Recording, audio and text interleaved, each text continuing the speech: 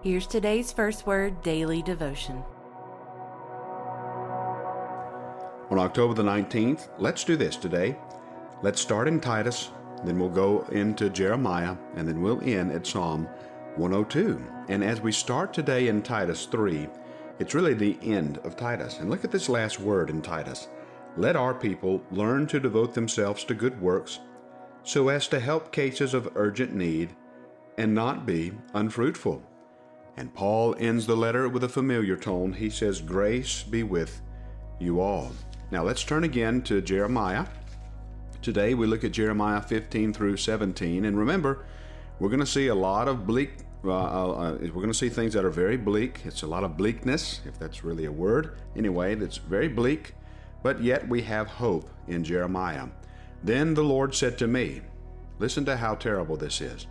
Though Moses and Samuel stood before me, yet my heart would not turn towards this people. Send them out of my sight. So this is bad. The best that the Bible has, the best prophets the Bible has, Moses and Samuel. God says, even if they were to come plead the case of these people before me, he says, send them out of my sight. I wouldn't listen. And when they ask you, where shall we go? You shall say to them, thus saith the Lord, those who are for pestilence to pestilence, those who are for the sword to the sword, those who are for famine to famine, and those who are for captivity to captivity. And so things are necessarily bleak.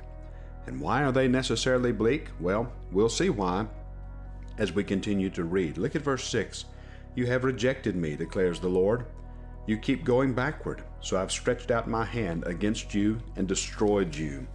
God says this, I am weary of holding back. I am weary of relenting. Verse 16, and this here, of course, is Jeremiah. Your words were found, and I ate them. Your words became to me a joy and the delight of my heart, for I am called by your name, O Lord God of hosts. And so then we have, of course, at verse 19, therefore thus saith the Lord, if you return, I'll restore you, and you shall stand before me. If you utter what is precious and not what is worthless, you shall be as my mouth. They shall turn to you, but you shall not turn to them. And I will make you to this people a fortified wall of bronze. They will fight against you, but they shall not prevail over you, for I am with you to save you, declares the Lord. I will deliver you out of the hand of the wicked and redeem you from the grasp of the ruthless. Now let's look at verse 16, or chapter 16 rather, at verse 5. For thus saith the Lord, don't enter the house of mourning. Don't go to lament or grieve for them, for I've taken away my peace from this people, my steadfast love and mercy, declares the Lord. Now notice this language here. This is important for us to make this particular distinction. He didn't say my people. He says, I'm taking my steadfast love from this people. And so God is coming after this people. And it's not his people that he's coming after. Remember, these people simply think that they are the people of God. They say, we have the temple, we have the temple. But what does it mean to be a person of God? Well, to be the people of God means that you have to have a heart formed by God. You have to have a new heart of worship. And the only way to get a new heart of worship is through an act that God performs on you. Not you performing an act, but an act that God performs on you. So who are the people of God?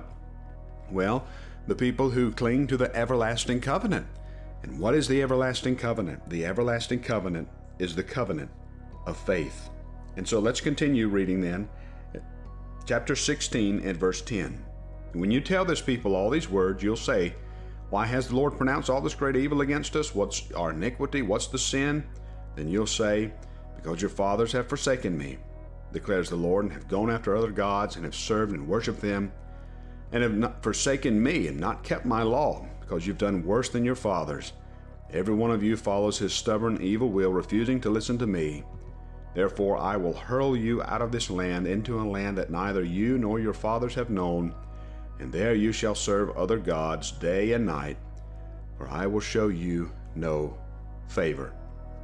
Look at chapter 17, verse 1. The sin of Judah is written with a pen of iron, With a pen of diamond, it is engraved on the tablet of their heart and on the horns of their altars. There again, we have this heart language popping up again. What's the remedy for the people? They need a new heart. And that's exactly what God's going to promise. And He's going to tell us how He's going to do it in Jeremiah and in Ezekiel. But we have to continue reading and get there. And as we're continuing to read, we're seeing how important it is to have this new heart. And the Lord, through these many pages and many verses and many words, is raising in our hearts, if we're listening, an awareness of just how desperate we are for Him and how bleak things are without Him. Look at verse 6 of chapter 17. Thus saith the Lord, Cursed is the man who trusts in man and makes flesh his strength, whose heart turns away from the Lord. He is like a shrub in the desert. He shall not see any good come. He shall dwell in the parched places of the wilderness in an uninhabitable salt land. Blessed is the man who trusts in the Lord. Who trusts in the Lord? He is like a planted tree by water, sends out its roots by the stream, does not fear when the heat comes, its leaves remain green. Sounds like Psalm 1, doesn't it? Is not anxious in the year of drought, for it does not cease to bear fruit. The heart is deceitful above all things, desperately sick. Who can understand it? I, the Lord, search the heart, test the mind, to give every man according to his ways, according to the fruit of his deeds. And that qualifies God. That heart language, again, qualifies God. He is the only one qualified to give us a new heart. Verse 14, Heal me, O Lord, and I shall be healed. Save me, and I shall be saved. For you are my praise. Behold, they say to me, Where is the word of the Lord? Let it come. I've not run away from being your shepherd, nor have I desired the day of sickness. You know what came out of my lips. It was before your face. Be not a terror to me. You are my refuge in the day of disaster. Let those be put to shame who persecute me. But let me not be put to shame. Let them be dismayed, but let me not be dismayed. Bring upon them the day of disaster. Destroy them with double destruction. And still, as we read verses 19 through, this is verse 27, we still see Jeremiah clinging to hope. And why do we cling to hope? Well, we're reminded again at Psalm 102 that the Lord hears our prayers, and He doesn't hide His face from us in the day of distress. He hears us when we call. And why is that He hears us? Remember, we are His people. Look at verse 25 of Psalm 102. Of old you laid the foundation of the earth. The heavens are the work of your hands. They will perish, but you will remain. They will all wear out like a garment. You will change them like a robe, and they will pass away. But you are the same, and your years have no end. The children of your servants shall dwell securely. Their offspring shall be established before you. God never gives up on His promise. God always is faithful. And because of His faithfulness, we can always cling to this God who is clinging to us.